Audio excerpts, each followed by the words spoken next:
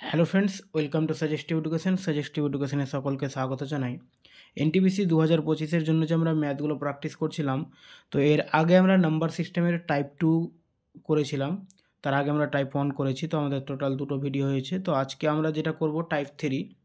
Type 3-তে যে অঙ্কগুলো থাকবে যৌগিক এবং মৌলিক সংখ্যার ভিত্তিতে অঙ্কগুলো থাকবে এবং সমস্তটাই কিন্তু এনটিপিসিতে আসা কোশ্চেন।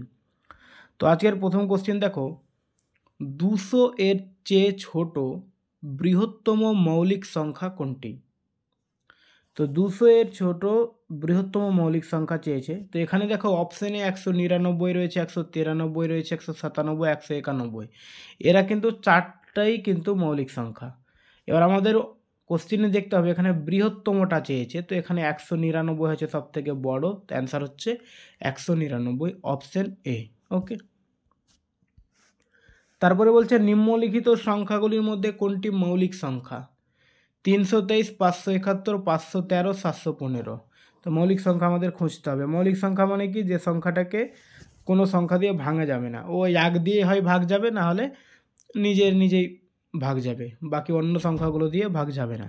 তো বাকি দেখো এখানে 715 রয়েছে। তো 715 মানে কি? লাস্টে 5 রয়েছে। আমরা বিভাজ্যতার নিয়মে পড়ছি যে শেষে যদি 5 থাকে তাহলে অবশ্যই এটা 5 দিয়ে ভাগ যাবে, তার মানে এটা মৌলিক নয়। তারপর রয়েছে 513। আচ্ছা, এখানে যদি আমরা সংখ্যাগুলোকে যোগ করে নিই, 5 আর 1 6 আর 3 9, তার মানে 3-এর গুণিতক এই সংখ্যাটা 3 দিয়ে ভাগ যাবে বা 9 দিয়েও ভাগ যাবে। ঠিক আছে, তার মানে এই যৌগিক হয়ে যাচ্ছে, মৌলিক নয়। তারপরে থাকছে 571 এবং 323।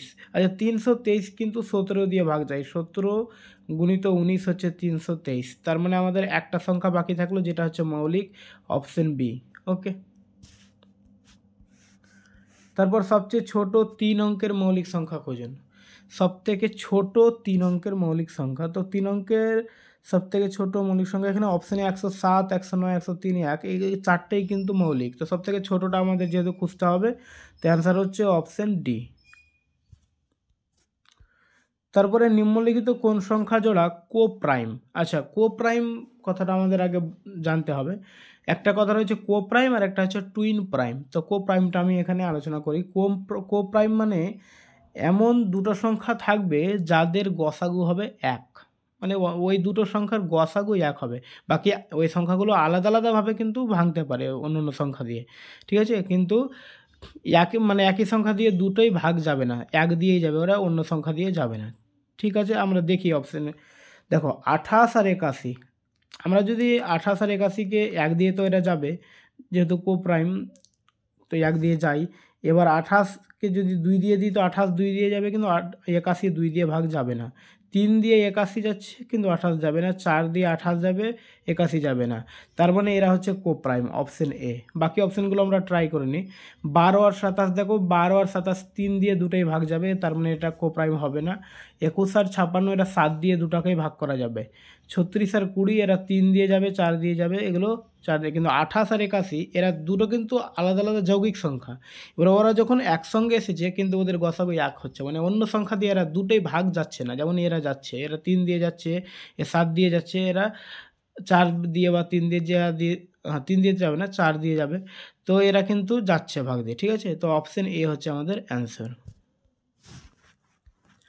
5-এর চেয়ে বড় কিন্তু 18-এর কম সমস্ত মৌলিক সংখ্যার যোগফলের 1/3 হলো কোন সংখ্যার বর্গ? আচ্ছা দেখো, 5-এর থেকে বড় এবং 18-এর থেকে কম মৌলিক সংখ্যাগুলো আমাদের আগে দেখতে হবে। কি কি রয়েছে?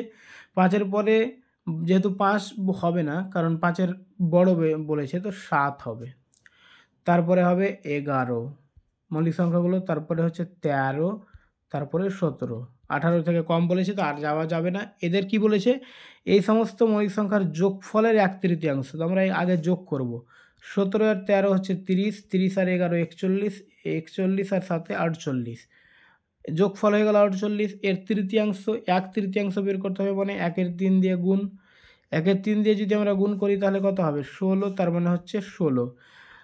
তো বলছে এই 1/3 হচ্ছে 16, তো এটা কোন সংখ্যার বর্গ? তার মানে 16 কার বর্গ? 16 হচ্ছে 4-এর বর্গ, তাই তো। তো অপশন ডি হচ্ছে আমাদের অ্যান্সার। ওকে, তারপরে দেখো নিম্নলিখিত কোন সংখ্যা মৌলিক সংখ্যা। এখানে রয়েছে 143, 173, 123, 213। তো এদেরকে আমাদের দেখতে হবে মৌলিক কোনটা, ঠিক আছে। তো মৌলিক মানে তো বললাম যে 1 ছাড়া অন্য সংখ্যা দিয়ে ভাগ যাবে না। আচ্ছা দেখো এখানে অপশান ডিটাতে দেখো 2 আর 1 3 আর 3 6, তার মানে এরা 3-এর গুণিতক, তো এরা 3 দিয়ে ভাগ যাবে, এরা যৌগিক। এটাও একই রকম 2 1 3 আর 3 6, তার মানে এরাও যৌগিক। যেহেতু 3-এর গুণিতক হলেই ওই পুরো সংখ্যাটা 3 দিয়ে ভাগ যাবে। 9-এর গুণিতক যদি হয় মানে যোগফলটা, তাহলে 9 দিয়ে ভাগ যাবে, বিভাজ্যতার নিয়মে আমরা যেটা করেছিলাম। এখানে দেখো 143 এটা কিন্তু 11 দিয়ে ভাগ যাবে, ঠিক আছে। তাহলে 173 মানে বাকি থাকছে, তো অ্যান্সার হয়ে যাবে আমাদের অপশান বি। 50 এবং 60-এর মধ্যে মৌলিক সংখ্যাগুলির যোগফল খুঁজুন। তো 50 আর 60-এর মধ্যে মৌলিক সংখ্যা কী কী আছে? 50-এ 51 তো হবে না, যেহেতু 51 তো যৌগিক হয়ে যাবে, 3 দিয়ে ভাগ যায়, 3 17 51। 52 53 হচ্ছে একটা মৌলিক সংখ্যা। 54 হবে না, 55 হবে না, 56 তো হবেই না জোড় সংখ্যা। 57 এটা 3 দিয়ে ভাগ যায়, 3 19 57, 58 59। তো আর 60 তো হবেই না। তো 50 এবং 60-এর মধ্যে মৌলিক সংখ্যা দুটো পেলাম, 53 আর 59, এদের যোগফল। তো 9 3 12, হাতে 1, 5 5 10 আর 1 11, 112 হচ্ছে অ্যান্সার। অপশান ডি এ রয়েছে, তো অ্যান্সার হচ্ছে 112। ওকে, তারপরে দেখো 55-এর কম সমস্ত মৌলিক সংখ্যা খুঁজুন।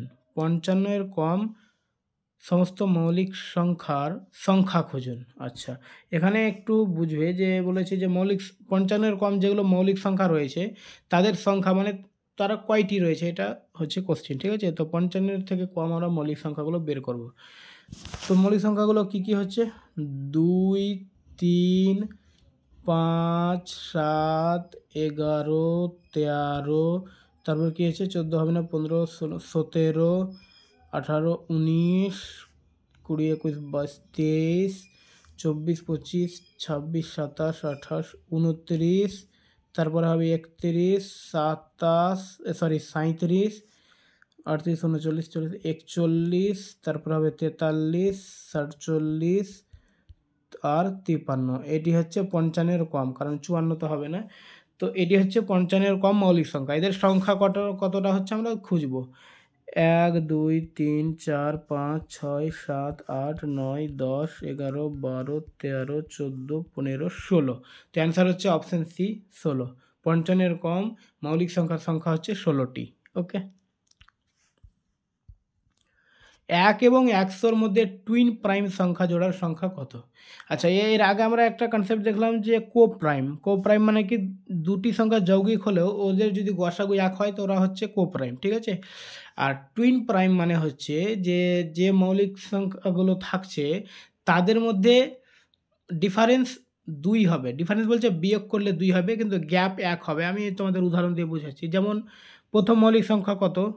2, তারপরে কি হবে 3, কিন্তু এদের মধ্যে কি ডিফারেন্স কোনো থাকছে না, পরপর হয়ে যাচ্ছে, তো 2 3 হবে না, এটা জোড়া হবে না, ঠিক আছে। টুইন প্রাইম হবে না, এরা প্রাইম কিন্তু টুইন প্রাইম না। তাহলে 3-এর মাঝে একটা সংখ্যা থাকছে 4, তারপর হচ্ছে 5। এই যে এদের মাঝখানে একটা সংখ্যা যৌগিক থাকছে এবং পাশাপাশি যৌগিক সংখ্যার পাশাপাশি দুটো সংখ্যা মৌলিক, 3 আর 5, এরা কিন্তু টুইন প্রাইম, ঠিক আছে। তো এরকম জোড়া খুঁজতে হবে আমাদের 1 থেকে 100-র মধ্যে। 3 5 হলো, তারপরে 5 আর 7-এর মাঝখানে একটা রয়েছে যৌগিক সংখ্যা, তার মানে 5 আর 7 টুইন প্রাইম। তারপরে দেখো 11 আর 13 টুইন প্রাইম। তারপরে 17 আর 19 এরও টুইন প্রাইম, মাঝখানে একটা সংখ্যা 18 রয়েছে, ঠিক আছে। মানে যৌগিক সংখ্যার পাশাপাশি দুটো সংখ্যা হচ্ছে টুইন প্রাইম। তারপরে আমরা যদি দেখব 29 আর 31 থাকছে, 41 আর 43 থাকছে, 59 আর 61, 71 আর 73, এরা হচ্ছে টুইন প্রাইম। তো কতটা সংখ্যা হচ্ছে, আর এর থেকে আর বেশি হবে না, ঠিক আছে। 1 থেকে 100-র মধ্যে যেহেতু বলেছে, তো 1 2 3 4 5 6 7 8টা। তো অপশান বি হচ্ছে অ্যান্সার 8। ওকে, তারপরে যে সংখ্যার 1 এবং নিজের চেয়ে ভিন্ন গুণনীয়ক থাকে তাকে কি বলা হয়? আচ্ছা দেখো, আমি যেটা বারবার এখানে বলছিলাম যে সংখ্যার এক এবং অন্য সংখ্যা মানে এক ছাড়া বা নিজের ওই সংখ্যা ছাড়াই অন্য সংখ্যা দিয়ে কিন্তু ভাগ যায় না, সেগুলোকে মৌলিক বলা হয়। আর এখানে বলছে যে যে সংখ্যার এক এবং নিজের চেয়ে ভিন্ন গুণনীয়ক থাকে, মানে অন্য থাকে 2, 3, 4, 5 এগুলো দিয়েও মানে ভাগ যায়, গুণনীয়ক থাকে, তাহলে এরা কি হবে, তাহলে কম্পোজিট বা যৌগিক সংখ্যা হবে। অ্যান্সার অপশন বি হচ্ছে কম্পোজিট নাম্বার, যার বাংলা হচ্ছে যৌগিক সংখ্যা। ওকে, তো অ্যান্সার অপশন বি। তো আজকে এই 10টাই এরপরে আমরা টাইপ 4 নিয়ে আসবো নাম্বার সিস্টেমের। Thank you.